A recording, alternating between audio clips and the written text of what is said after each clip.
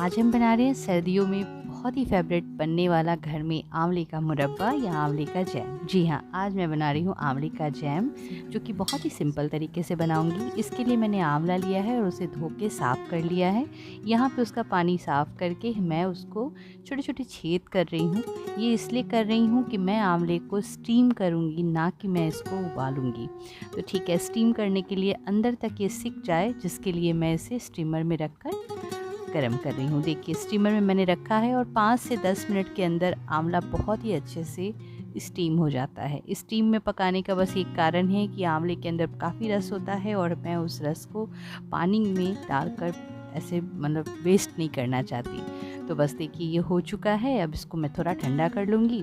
ठंडा करने के बाद मैं इसकी बीज को अलग कर लूँगी और आंवले के फाँक को अलग करके निकाल लूँगी। बहुत ही सिंपल है। अगर आप चाहें तो इस समय भी चीनी डाल के बना सकते हैं, पर अगर हम जैम बना रहे हैं तो हम इसको थोड़ा सा पीसना चाहते हैं। बट मैं यहाँ पे आज मिक्सी के जार को यूज़ ना करके चॉपर यूज़ कर रही हूँ। चॉपर में पीसने का ये होता है कि थोड़ा ये दरदरा सा रहता है, तो अच्छा लगता है। चलिए, इसको पीस लेते हैं।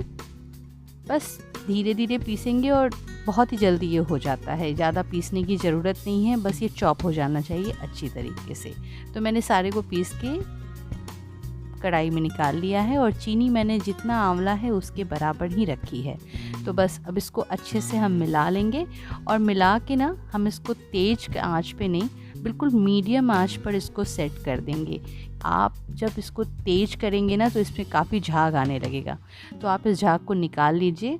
और जब आंवला बहुत अच्छे से पक जाए, लगभग 5 से 7 मिनट के बाद, मैंने इसको तेज़ किया है और तेज़ करके मैं इसको सुखा रही हूँ। अभी जो डाला है वो भुना जीरा और सौंफ का थोड़ा सा पाउडर है, जिससे इसमें एक अच्छा सा अरोमा आता है।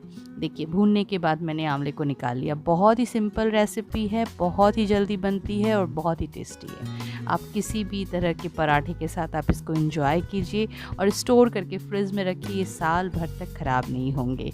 तो फ्रेंड्स, पूरी की पूरी रेसिपी में क्या क्या सामान लगा है मैंने यहाँ सारा कुछ लिख दिया है प्रमाण के साथ।